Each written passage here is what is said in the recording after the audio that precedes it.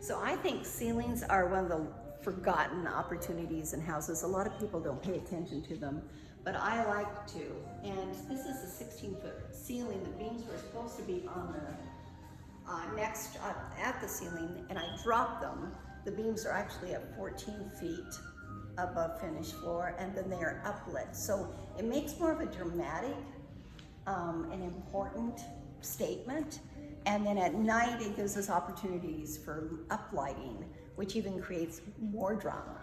So and the ceiling, if you notice, the beams are centered on the fireplace, very important. That's an important element in the room. And I like to use backlighting. I like to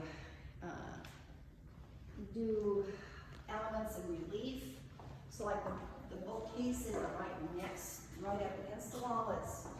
It's forward some, and then we backlit that wonderful texture on the wall.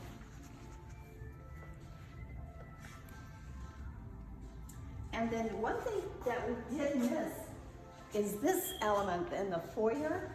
Again, the beam rectangle is floating and uplit, and then I dropped 3 pendants down through it. So it's a long foyer, so that it fills the space better, and it's just kind of fun.